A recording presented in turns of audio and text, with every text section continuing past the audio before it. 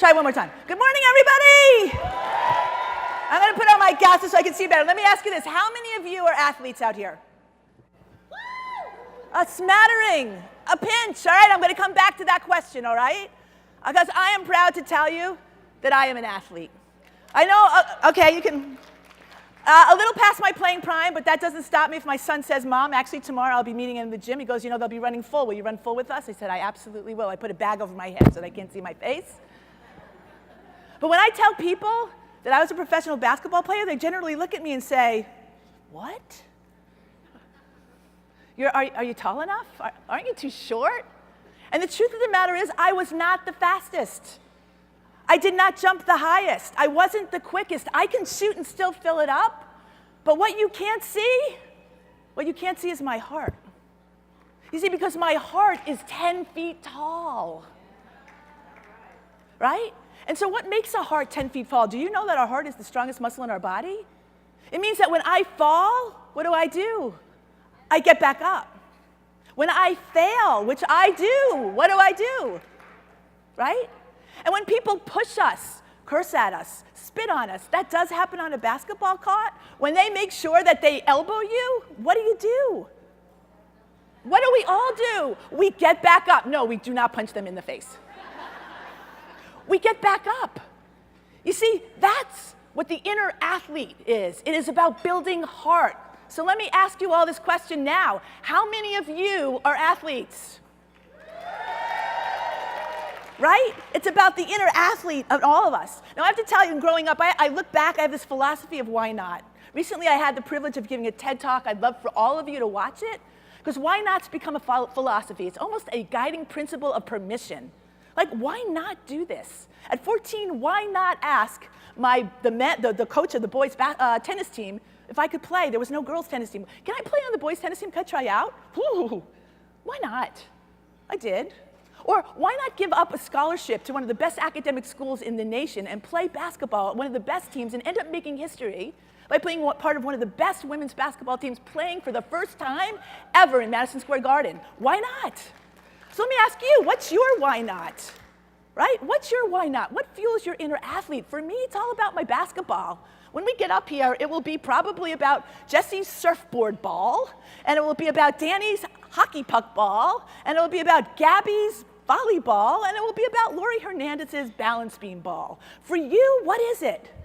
Right? You write, you create, you compete. It's your keyboards, right? It's your fingers, it's your ideas. Those are the balls that move you forward. Allows you to get in touch with your heart, build that muscle, create the storyline of why not?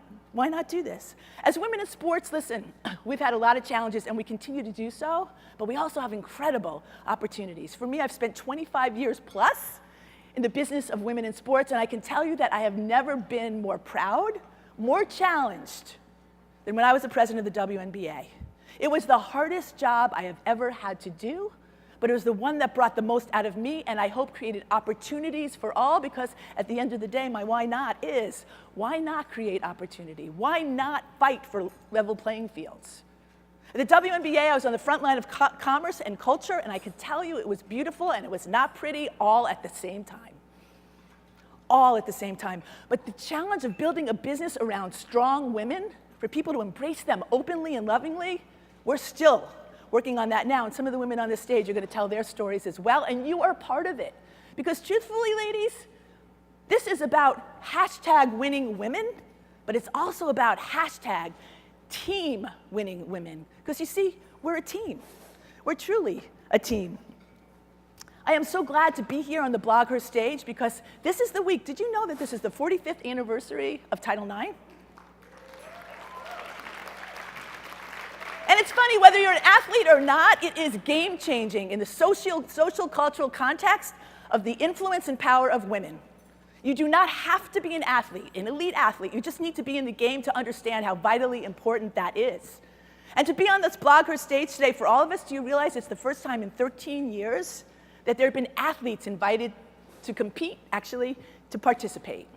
Yesterday was our opening act. It was Serena Williams. Was she not amazing? She was amazing. I am a huge fan of Serena Williams. But I am always amazed that at conferences and business meetings around the world, sports idols, men, are part of their headliners. They're part of the contextual conversation all the time, and there's us in their shadows, sitting on the sidelines, on the bench, waiting for us to be called into the game.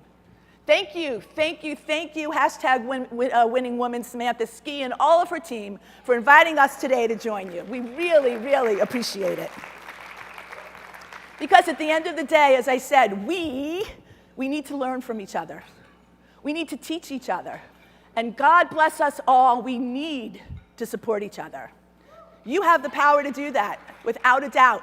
It's in here, right? It's in that heart, that muscle that we pump every time that we extend ourselves. We reach further than we can. When I left the WNBA, I knew that my work on behalf of women and girls was not an end, it was a beginning. So when I got home, I lived just up the road in Jacksonville, Florida.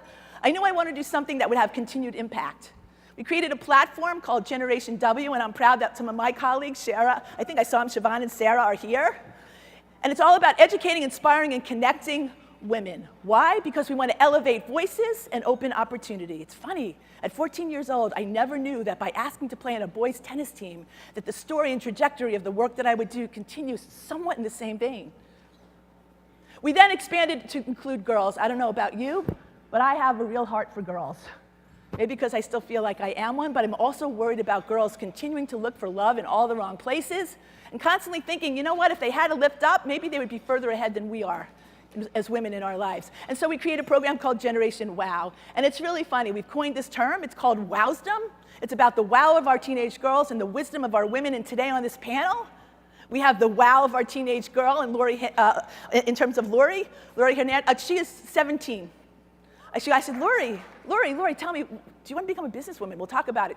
She goes, well, I don't know. I can't decide yet. I said, did you graduate high school yet? And she said, no. I said, okay, let's graduate high school and we'll figure it all out together. We will. So today, let me just say this. Athletes, are we all athletes? Yes, we are. We are all athletes. So it is time for us right now to embrace our inner and outer #winning women. To understand that perseverance truly fuels passion. And that sport is really about the biggest game of all. It's about the game of life. And that is the game that we want to give our best abilities to, and that is the game we want to win.